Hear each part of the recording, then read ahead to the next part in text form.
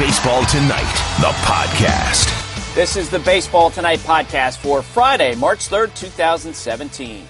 I'm Buster Olney, and our esteemed producer is Josh Macri, who has been established here, an avowed Red Sox fan. And Josh, as the news broke, just after we actually got done with our podcast yesterday about David Price and the concern about his elbow, how much concern was there for you?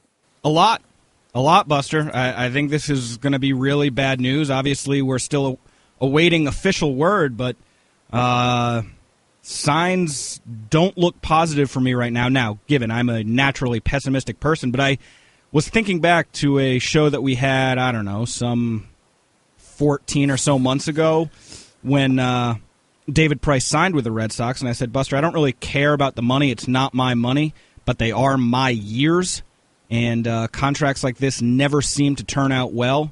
And so if you have something go wrong like this, your years could really be affected as a fan. Yeah, and he's thrown about 1,600 innings over the last 7 years. I had a general manager, actually it was a doctor who said this to me. He said, with every pitcher, either he's leaving my office or he's on the way to my office. Yeah. That's how it is for pitchers. Salami? Was it Dr. Gary Salami, a loyal Bleacher tweet? There you go. Well, we'll be talking about David Price's situation here today and the options for the Red Sox if he's out for an extended period. Cubs general manager Jed Hoyer will join us to talk about Jason Heyward's swing makeover. We'll speak with Patrick Saunders of the Denver Post about the big hopes of the Colorado Rockies this spring. And the Fireball Express of Karl Ravech and Justin Havens will talk about what they're excited about as we draw closer to the start of the season. First, some news and notes. Jung-Ho Kang of the Pittsburgh Pirates has been cleared to rejoin the Pirates after receiving a suspended sentence in relation to a DUI situation in his home country of South Korea. He was sentenced to 8 months in prison, but that ruling will be suspended for 2 years, so he's ready to join the Pirates now. The Cubs announced that pitcher John Lester will start opening day versus the Cardinals, and Jake Arrieta will start the second game that takes place 2 days later. Boston's Hanley Ramirez is out of the World Baseball Classic. He's been dealing with some soreness in his right shoulder. Now, Josh, we got this on Twitter from one of our listeners. This is Bryce Harper hitting a home run. And yeah, it's nice for Bryce Harper that he hit a home run, but listen to the sound at the beginning of this clip.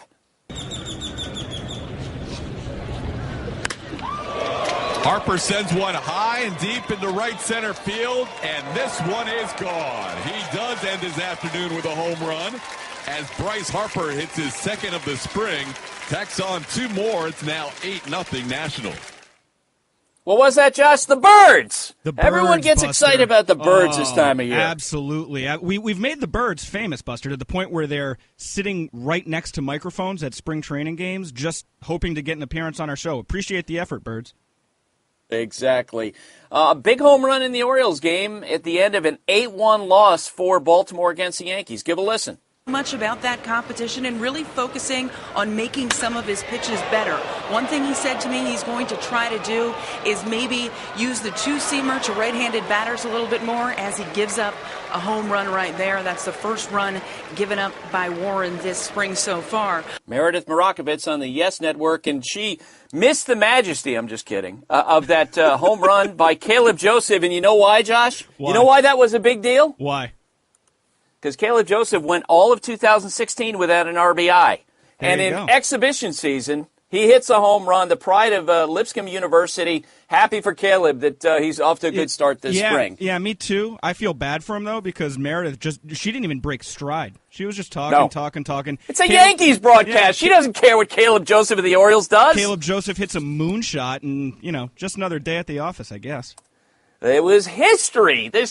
Caleb drove in a run. It was a big deal. There you go. Yoenis Cespedes of the Mets. We talked last week about how absolutely jacked he is after a winter of weight training, and man, did he hit a home run on Thursday. And he hits one deep to center field. Yelich goes back, takes a look, and that ball is over the batter's eye and out into the swamp. An enormous home run off the bat of Cespedes. His first home run of the spring, and it was a monster. Yeah, Gary Cohen with that call. I don't know if you saw that, Josh, but I happened to be watching that live, and that was like Oh, my God. And also the sound of the bat when he made contact. That was unbelievable. You want to play that again? Just the crack of the bat? Sure. Did you hear that? Did you hear the crack of the bat right there? That was a good one, Buster. That was good unbelievable crack of the bat. And that's how you call a gosh darn home run, too. You know? Pay some attention to it. Let's go. Red Sox pitcher, let's get to the real news today. Red Sox pitcher David Price is getting a second opinion on his sore left elbow. He is traveling to Indianapolis because the two doctors he's going to speak with, including James Andrews, are at the NFL Combine. John Farrell revealed the news to reporters on Thursday morning. He is going to be going to Indianapolis, where Dr. Andrews and Dr. Elytraz are currently because of the football combine. So he's got a chance to see both of them tomorrow. That'll be sometime in the afternoon, however it fits into their schedule in Indianapolis. So we'll have an update following that second opinion. It's kind of inconclusive. There was obviously some swelling in the elbow area. There's some fluid that was detected in the MRI. So felt like it was best to be seen by Andrews and Elytraz at the same time before any definitive prognosis or diagnosis, for that matter, is made. Alex Barrett covers the Boston Red Sox for the Boston Globe. And Alex, what do we know about David Price's situation?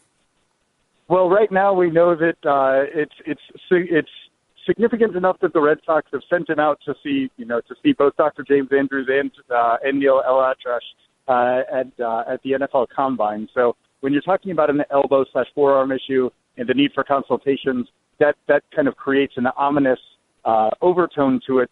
The Red Sox kind of crossing their fingers hope is that Price has dealt with this kind of forearm elbow discomfort in the past, not to this extent, but it's been a kind of normal rite of spring for him. So they're hoping that this might be something similar, but that said, they also recognize that this might be something more significant. Yeah, and a lot of times in these situations, you sort of get the side vibes on it. I can tell you this, talking with executives around baseball yesterday, they were like, that doesn't sound good from the outside looking in. What were some of the things the Red Sox were saying about his situation? Well, again, the acknowledgement that there was some fluid in and swelling that existed that made it difficult to get a complete view of things. That tells you, though, that there's something that happened in there that would create the swelling in the fluid. So but again, they do kind of they are kind of clinging to that life preserver of this has happened with him before and past, his forearm soreness in other spring training. So they're hoping that it's just kind of the getting into the flow of the season pains, but they will be holding their breath until they find out more definitively, until they have a more definitive read on the MRIs and those consultations take place. Alex, thanks for doing this. Let's get to it. It's the Fireball Express with Karl Ravech and Justin Havens on Baseball Tonight. And Karl Ravech is the host of Baseball Tonight. Justin Havens, a producer on Baseball Tonight. They are on the Shell Pennzoil Performance line. And guys who just got the news on Thursday about David Price. This is someone who in the last 7 seasons, 1,529 1/3 regular season innings, plus another 60 2/3 in the postseason. That means he's been averaging about 230 innings a year. And I'm sure this is only going to add weight to the perception among front offices that these long-term deals, a lot of times, they don't even pay off. But we don't know for sure what's going to happen with Price. We do know that as the Red Sox sit here today, they can assess some of the options that they would have depending on how long Price is out for. Obviously, if it's just a short-term thing, they can go status quo. I had a conversation with Dave Dombrowski, the president of Baseball Ops, last Saturday, and he was speaking very positively about the health news they've gotten on Stephen Wright, who had shoulder problems last year, Drew Pomeranz, who's had some elbow issues, Eduardo Rodriguez, who's had some knee issues. And if it's a short-term thing, they could just say, we'll wait for Price to come back and we'll stick with the 5 guys we have. If it's a little bit longer, then you start looking at some internal options, which are not good. Henry Owens really struggled last year. First outing this spring was ugly. They have Brian Johnson. Kyle Kendrick is in their camp. They could look at the free agent market. Doug Fister's still available. He's someone who Dombrowski traded for the Tigers in the past. They could wait for options to develop in the trade market, perhaps like a Scott Kazmir or a Brandon McCarthy because the Dodgers have some surplus. Or if Price needs Tommy John surgery and he's out for a long time, they could go even more all-in than they already have for trying to win this year and next year and call the White Sox and say, hey, what about Jose Quintana? We'll give you someone like a Rafael Devers, who's considered to be one of the best prospects in the minor leagues. Karl, I'll start with you. If you're in Dombrowski's shoes right now and you're assessing some of these options, which one sounds the most attractive to you? Well, I mean, I think historically I've always been of the mind you tend to trade a prospect to win now, and I think the risk for the Red Sox, who have people that don't think that way or subscribe to that theory, have to be a little concerned because Dave has put himself in a situation where it's now, meaning this year, next year, or perhaps we've got to start all over again, even though we've got young players. He's so invested in this season that a move like Quintana is something I think he would very seriously consider, or Zach Greinke if something happens in the desert. I think it's almost as if they're over the cliff, and now the question is, as you're falling, what are you picking up along the way because you're already there? And I think it's really a great situation for the White Sox. It's a great situation for anybody else that has starting pitching because Boston does still have, in spite of the trade they just made, they still have young, very, very good, very popular, very positive players in that system. So this is a best case, worst case scenario because they're so committed to winning right now. Yep. It's really hard to say, hold on, we're not going to continue this. Let's just wait to see. You mentioned Pomerantz. The only thing about Price is, look, anytime Andrew's name comes up, it's generally the statistics, sabermetrics, advanced metrics will say that's not a good guy to go see. There is some possibility that because they're so in, they figure out a way to allow Price to rest, use injections, and get him back at some point this season and survive until then. Their team is good enough to get by. And look, I think, I'll ask you guys, if they had Chris Sale on this team for the last couple of years and no David Price, the same way they've had Price and no Sale, would you think that they are still a competitive and formidable and World Series or playoff-worthy team? What do you think? Yeah, Karl, to answer your question, I spoke with executives of other teams about the situation yesterday, and basically what they said was this is a 4-win loss for the Red Sox if Price is out. In other words, 4 wins above replacement, and how much damage would that do? I still think they would probably be the favorite in the American League East because of their run production. I would tend to go with a more conservative solution, but there's also, yes, David Price wasn't the best David Price last year, but he's still someone who led the league with 230 innings, Justin.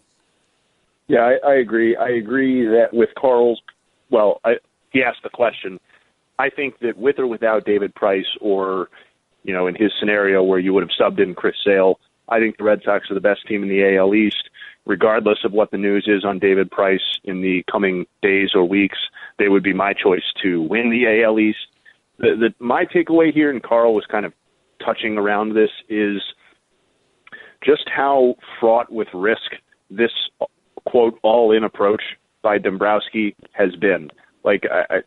I get it that these signature moves are the type of moves that the Red Sox, in their position of financial might and their position in the win curve, these are moves that they generally should be making. They should be trying to win. Their team can usually replenish their farm system fairly effectively. But you threw $217 million at David Price.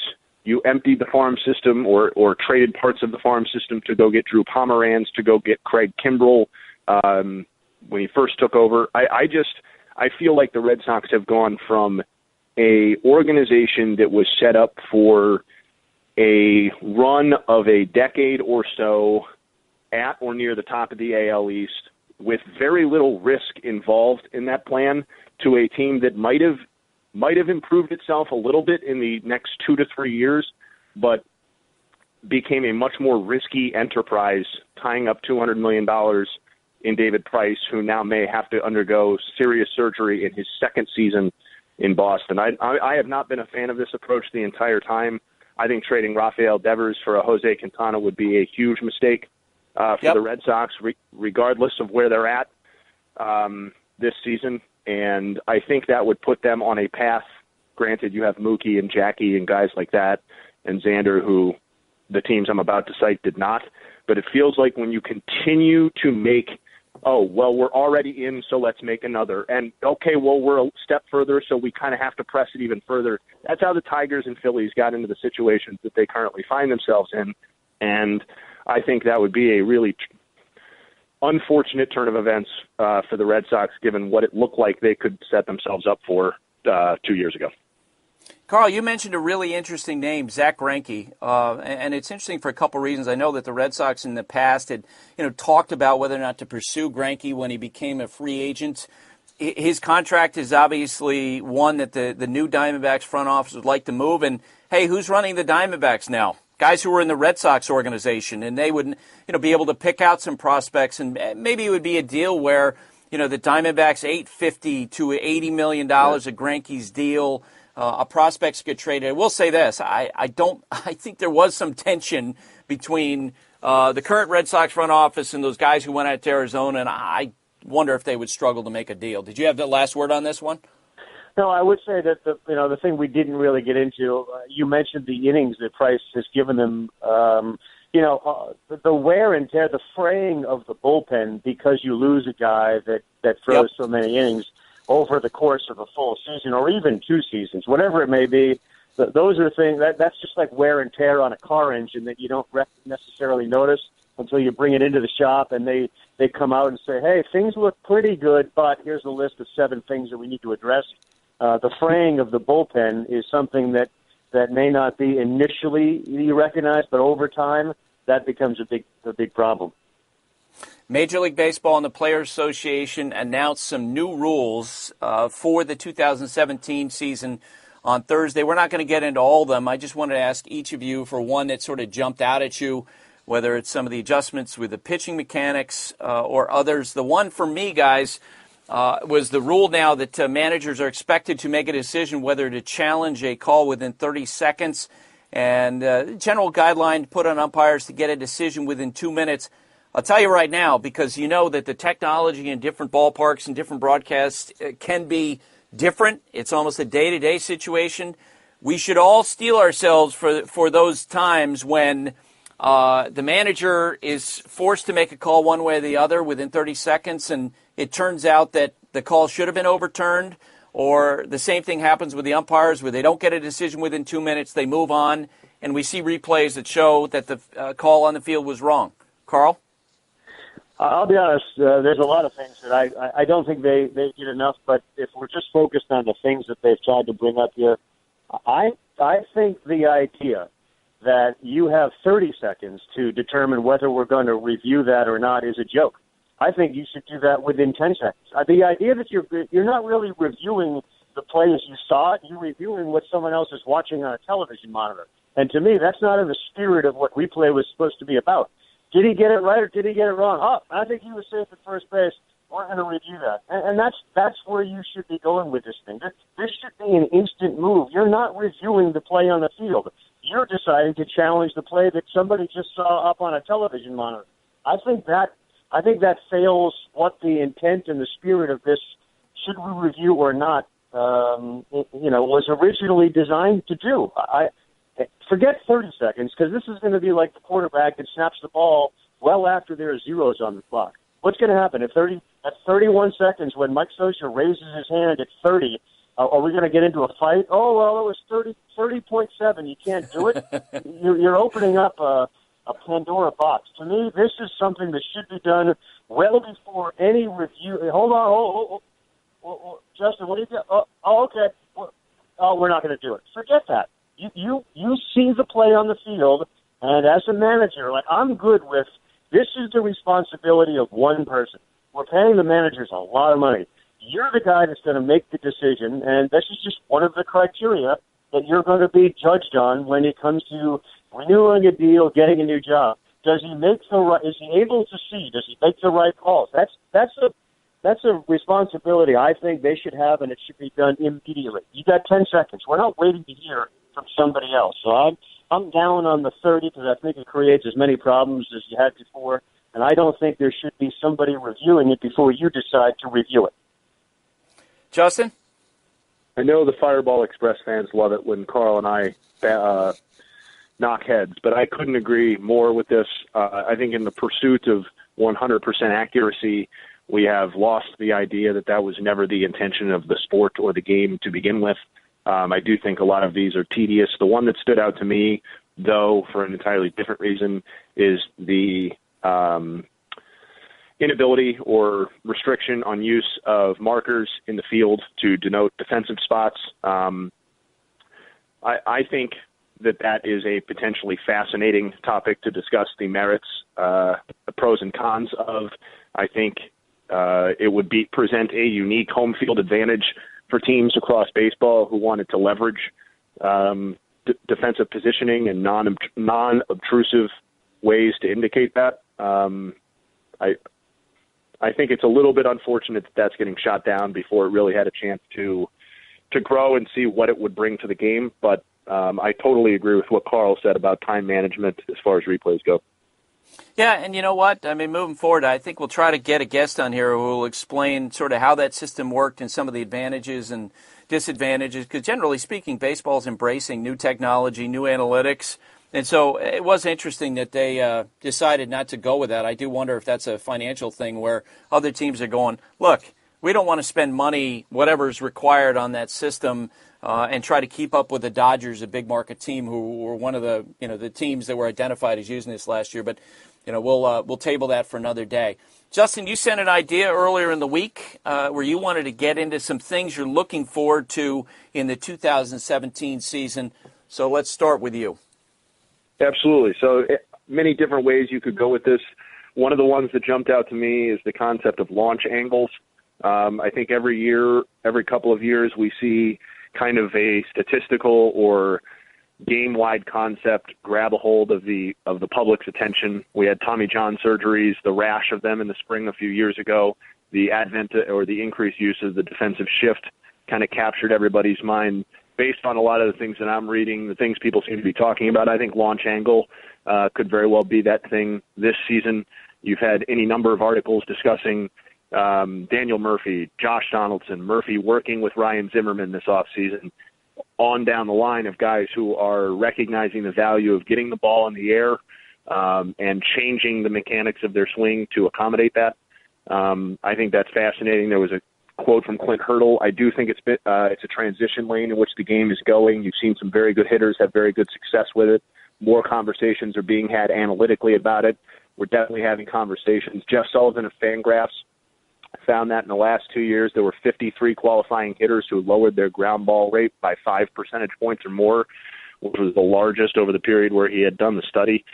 I think this is fascinating. I think it could be I think we're going to continue to see this trend increase as we try and counteract the increase in velocities from pitchers and the depressed offensive environment that had been persistent through the previous half decade.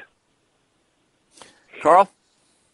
Okay, I don't know what Havens was just talking about, but let's get back on the field.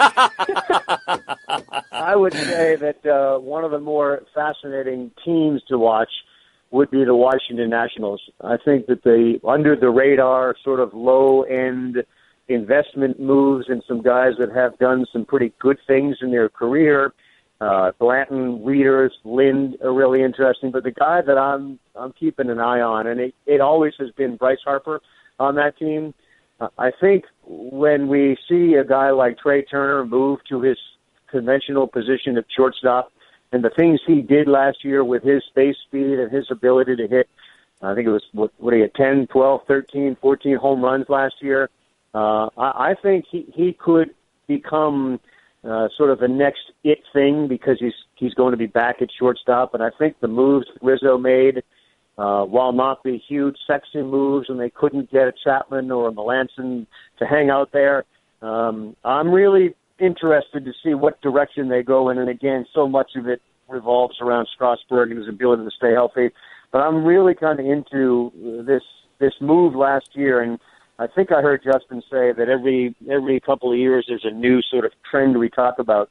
But we're heavy into the young shortstops, and I think that you add Trey Turner into the mix with the Correas and the Lindors and the Bogarts and others. I'm really intrigued to see what he does. Is that the buzzer? Am I out of time? Can I still review that? It served as one. Sorry, I forgot to unplug my phone at home here. For me, guys, it is... Idiot! Oh, what a loser! Yeah, thanks, Josh, for that one. For me, it's 3 star players at Crossroads in 2017, and you touched on one of them, Karl, in Bryce Harper. To me, because he struggled so badly last year, there's going to be a lot of focus on him this year, especially at the beginning of the year, because, there was some hints about he had a shoulder issue. I can tell you this. People in that organization actually just thought he was overrun by anxiety with his swing. And just this desire he has to try to do well, and that seemed to just overcome him last year. And, he's 2 years away from free agency. If he were to have a great year, he'll be back on track. He'll get a huge amount of money. If he has struggles like he did last year, that changes things. Andrew McCutchen of the Pirates. Justin was there with me when we sat down and talked with him in Bradenton. He has such great peace of mind and great perspective on this year, but it's a big year for him because he had a down year last year. Will he bounce back? And Jason Heyward, we're going to be talking with Jed Hoyer, the Cubs general manager, coming up about his swing mechanics. He's got a ton at stake coming into this year. And, he started spring training 0 for 11, and the Cubs are saying, spring training results don't matter. And I hear that, but for the sake of his confidence and for the confidence of the people making the decisions, he's got to start showing some results relatively early in the season, to the point, guys, that if he doesn't hit in the first month, I think he's going to go back into the pack, and we're going to be talking about Jason Heyward as being a $184 million platoon player, a guy who they'll use off the bench later in games. I don't think, the Cubs are going to sit through another year in which he hits just 7 home runs. They will make adjustments because they do have other guys in that organization. Real quick, one more for each of you, if you give me about a minute apiece. So Karl talked about the great young shortstops and Trey Turner joining them. I'm in agreement with that'll be one of the most exciting things to watch. But I think the crop of in their prime or great young third basemen have consequently been overlooked. Last year we had 4 third basemen in their 20s put up at least 6 WAR for the first time since 1970. And I think for as much as it is a debate or argument, I think Machado versus Bryant versus Arenado as the best young third baseman in the game is an absolutely fascinating one that I feel like I change my mind on a daily basis. And I love those shortstops as much as anybody, but I do think there's a crop of young third basemen that are deserving of attention and that I'm really looking forward to see this year. Yeah, you and I had a conversation with Machado about that. He got a smile as we were kicking around some of the different factors. And I think he said to us, right, that when I mentioned Chris Bryant, he goes, I kind of look at him as more of a utility guy because he moves around. He'll eventually go back to third base. You're right. That is a fascinating conversation. Karl? Yeah, and I think to Justin's point, and I heard you kind of gave a Peter Gammons grunt there when he mentioned those 3. You're like, like that. You're so impressed by those 3 guys. It's just such a great thing about baseball. Just think about left sides of infields and the players that play short and third as you get set for the season and how cool it's going to be. I think one team that I'm kind of interested in along with Washington are the Pirates. You mentioned McCutchen.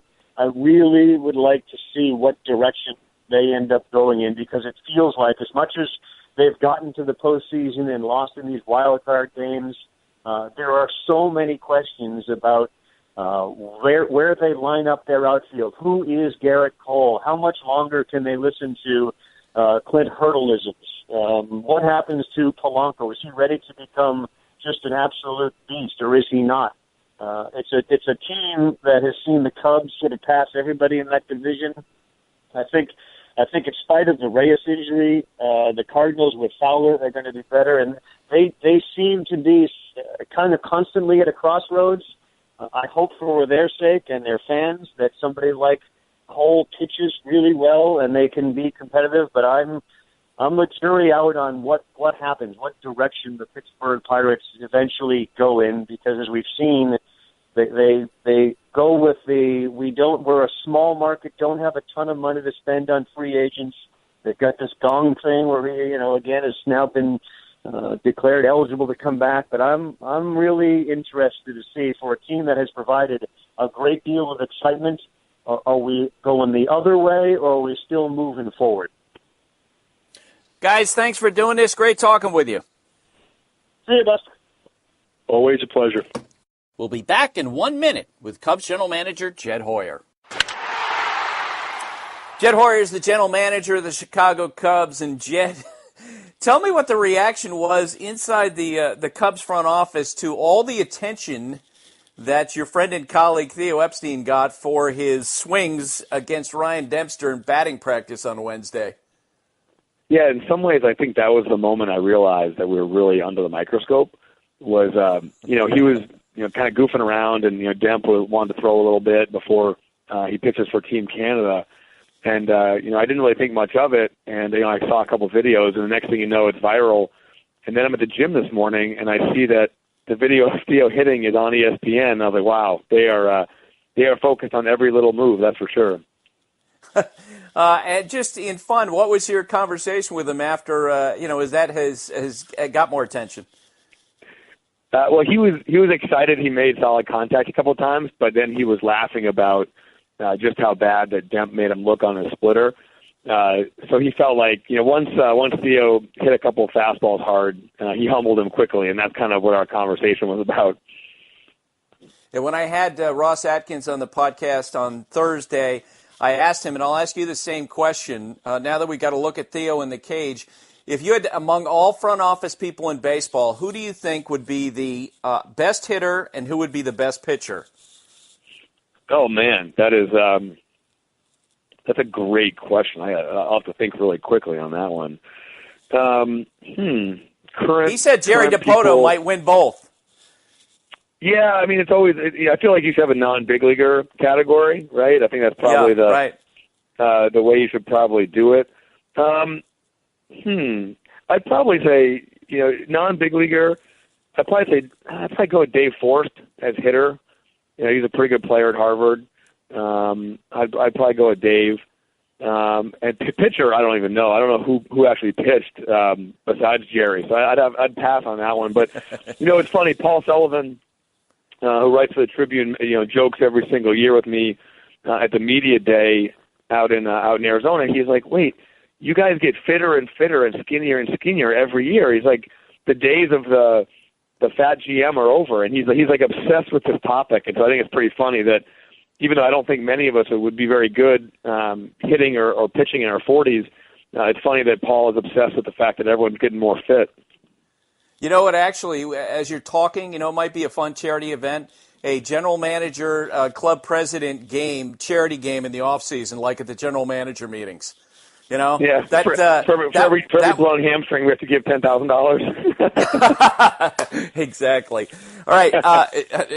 More seriously, I talked to you a little bit about sort of how Theo's handled the success and the conversations you've had in the front office, and I'm curious about the first time after you guys won the World Series last fall that you had a staff meeting, as every team does after their season is concluded, what the conversation was in that first staff meeting. Well, it really happened quickly, and it wasn't a full staff meeting, but it happened quickly because we had the parade on Friday, and then on Sunday we flew out to the GM meetings. But just to kind of give you a sense of what Theo's like, we flew out to the GM meetings, and the GM meetings are always pretty social, and there's a lounge, after dinner, so you can go and have a couple beers with the other GMs and chat or whatever. And so this was Monday night, the first night of the GM meetings, and I think a few of us asked if we were going to go over there. He's like, no, we're going to basically meet all night and go over what we need to do. So he turned the page really quickly, that's his personality. I think that certainly he's had to deal with more attention, as we talked about earlier with every swing in against Ryan Dempster is on SportsCenter. But as far as turning the page on 2016 and being totally focused on 17 in the future, I mean, he was already turned the page when we got on the plane to Arizona. You remember how that you mentioned meeting all night? What was said at the outset of that meeting? No specific message. I just thought by nature of sort of having no levity and not kind of going out and chatting with people and making it clear that, hey, we're already behind other teams. We just played super late. We needed to be totally focused on the off season. That was really the message of, hey, we're not going to go hang out. We're going to stay in the room all night and focus. And I just think that, like I said, that's his mentality all the time. Is just, there's nothing more fun than winning. But the only way to continue to have that feeling is to continue to work just as hard as he did before. It's early in spring training, and you can't really draw any conclusions about anything, but a couple of quick things from your camp. Jason Heyward has worked on his swing during the winter. What are you seeing? Well, certainly he's worked incredibly hard. Him, John Maley, Eric Hinsky, they put in tons of time. I think he spent about 3 weeks just hitting off the tee in December, really trying to rework some of the aspects of the swing, really trying to get back to where he was in 2012 when he hit 27 homers. So he worked really hard at that, and then started hitting live after about 3 weeks. And then we actually brought in some independent league pitchers to pitch to him before spring training, just to kind of lock in some of the changes he's made. I still think it's a work in progress. I still think he's there's some muscle memory, with it. He's going to have to continue to make adjustments, but just the fact that a guy on a big deal like that was willing to move out here right away, willing to put in that time, that's pretty remarkable. And I have no doubt that he's going to be successful in this pursuit. And so far he hits the balls hard at people. He hasn't really had much luck yet, but it looks like he's getting more and more comfortable. And hopefully, as March goes on, he'll kind of lock in those changes. What do you see in Kyle Schwarber, who, I know from speaking to Jess Mendoza, the conversation with him out in Arizona, she said that he's, in the past years he was really intent on doing work as a catcher. She said he's much less so with that and more focused on just being in the lineup on a daily basis. Yeah, when he goes to bed at night, he definitely, thinks about himself as a catcher. I don't think that's ever going to change. He loves the process of catching, the game planning, the rapport with the pitcher. So I think that part of his personality is never going to go away, and we're never going to take it away completely. But we've made clear to him that the biggest focus for us is getting him in the outfield, getting him used to playing left field again, which he hadn't done for a year, and really just focus on getting him in the lineup. And he understands that. The thing with Kyle, and this is going back to last spring, is that he's the guy you kind of have to drag away from the ballpark. He always wants to work. He always wants to be here, whether it's weightlifting, watching video, hitting in the cage. He's an overworker, and, so I think that that's just his nature, and that's the way he's been this spring. And I think if there's anyone excited for opening day, it's Kyle Schwarber, because I think he feels like even though the World Series was wonderful, in his mind he still missed the whole year, and I think he can't wait to get back. One of the questions in your camp is who's going to emerge as the number 5 starter in your rotation. But it seems like that while we in the media like to think of it as, 3-4 guys competing for one spot, that guy wins it and the others kind of go to the side, it feels like you guys are looking at it more big picture and all these guys is part of the same group, regardless of who makes that first start as the number 5 guy.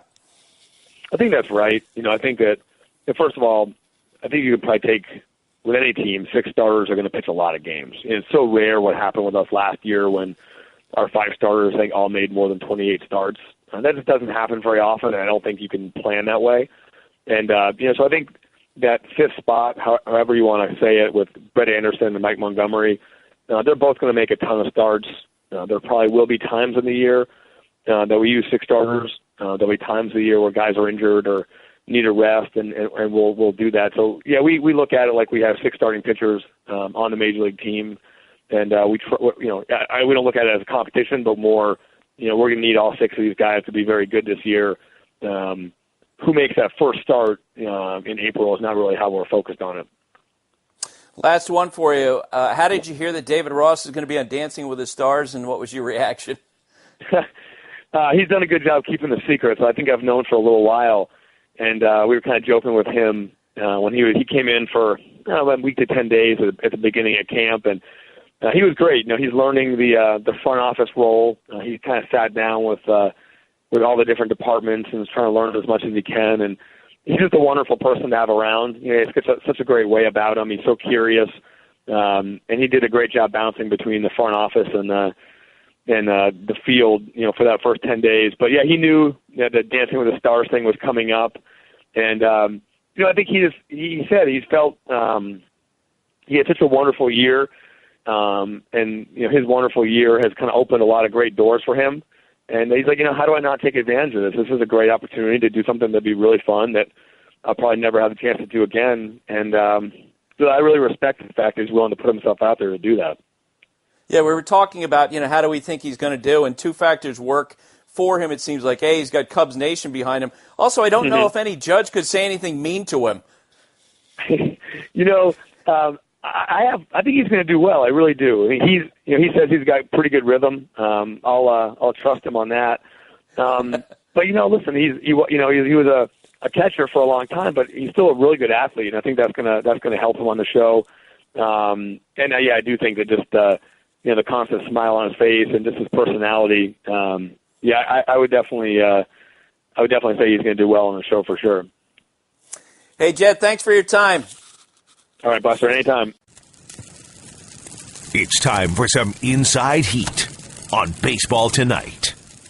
Patrick Saunders covers the Colorado Rockies for the Denver Post. And, Patrick, I got to tell you, I'm talking with scouts and executives who are out in Arizona, and they're telling me this spring there is a clear vibe around the Colorado Rockies after their very expensive winter in which they went out and signed Ian Desmond, and they signed Greg Holland, and they spent $19 million on Mike Dunn.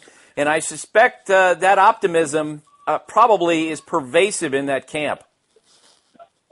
No question about it, Buster. And the reasons you mentioned, but more than that, there's a feeling among the players, and I'm talking guys like Nolan Arenado and Charlie Blackmon, Carlos Gonzalez, DJ LeMahieu, that it was finally time that the Rockies did something to complement, which most people think is a very powerful and dynamic lineup. And truthfully, I think guys were thinking, when are we going to make some moves, do something to jumpstart us instead of the same old.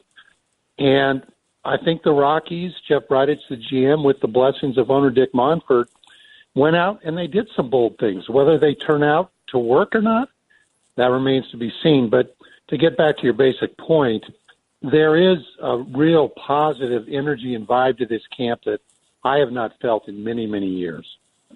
The relationship between Walt Weiss and the front office was basically non-existent by the end of last season, and now Bud Black takes over the team as manager. How different is it? Well, it is different. I love both of the guys to death. Walt, class act all the way, no question, but I think it was time for a change.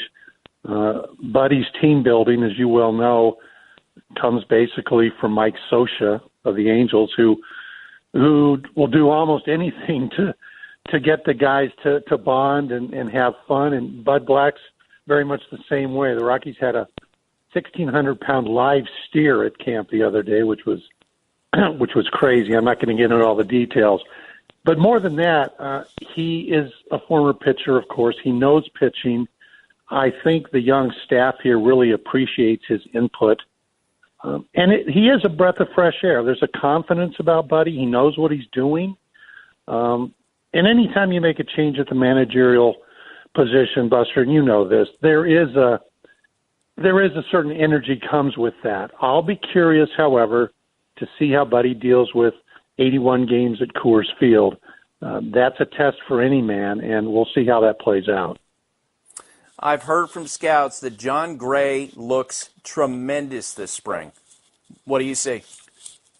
I agree completely. The John Gray that I've seen grow up from when he made his debut 2 seasons ago to now, it's night and day.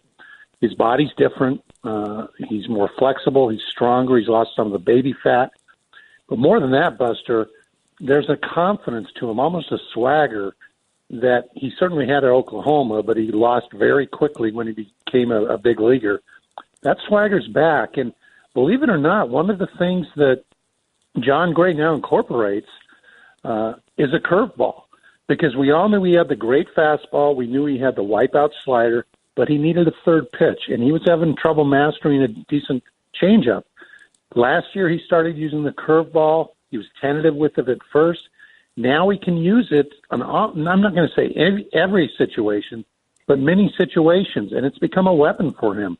And it's amazing to me. We've gone from a pitcher who at one point was kind of a woe is me guy about Coors Field to now almost takes it as a badge of honor.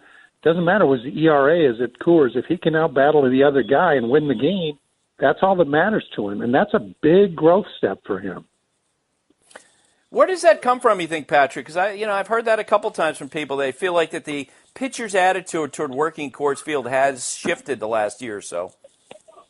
Well, I give some credit to Breitich to a certain extent. I give some credit to pitching coach Steve Foster, who was instrumental in getting Greg Holland to come to the Rockies bullpen. And the guy I give a lot of credit to, and a lot of people, those who don't know inside baseball might know the name, but Mark Wiley, who was basically their pitching coordinator. And he was the one who basically said, listen, at all levels of our organization, we are going to teach toughness. We're going to teach guys that it's about the team and it's not about your personal ERA as much as winning. And it sounds cliche and maybe Pollyannish, but I really believe it's starting to pay off. And you can see it. The Rockies, in my opinion, Buster, have the best core of starters they've had since probably 2009. There's a lot of curiosity, I know, among other teams about Greg Holland, who was signed by the Rockies during the offseason. You just made mention because when he worked out for scouts last fall, I've heard from scouts, his workout, generally speaking, was awful, that they felt like he didn't have enough fastball. He was in the mid-80s. They were looking forward to seeing him again, but his agent, Scott Boras, held him back. I know from hearing from teams, they felt Scott did a great job with the deal that he got from the Rockies, and ultimately it was the right decision. But I think everyone with other teams wants to see how he's progressed since that workout. What have you seen, and what are the plans for him? Well, I'm waiting to see it too, and I've watched him pretty closely. He has not pitched in a Cactus League game yet. He pitched a sim game 2 days ago. I think he's got a couple more of those on the table before he gets into a Cactus League exhibition game. And I'm with you, Buster. I read what you wrote and other people wrote about a not very impressive showcase back in November. I've asked Greg about it, and he insists he didn't cut loose with his fastball, that famous fastball that made him such a dynamic closer in Kansas City, simply because he didn't feel like he was ready to, coming off Tommy John. He insists that power fastball is still in there. He insists that everything's good, he feels good, but until we see it, I can't help but be a little bit skeptical.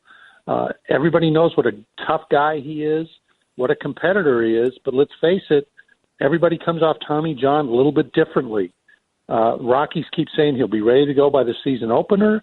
Whether he's the closer or not remains to be seen, but I think you've got to be a little bit skeptical on somebody who hasn't really cut loose since that injury way back in, October of 15.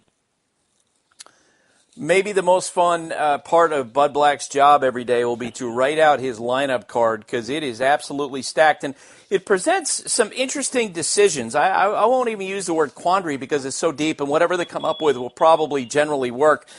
But one of the interesting parts of the decision for me as an outsider looking in is you've got two guys, Ian Desmond and Trevor Story, who clearly are capable of doing a lot of damage, but they also strike out a lot.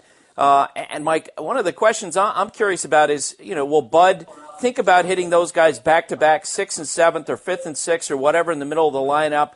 Or with those two guys, do you get the sense yet whether or not he's going to try to separate them?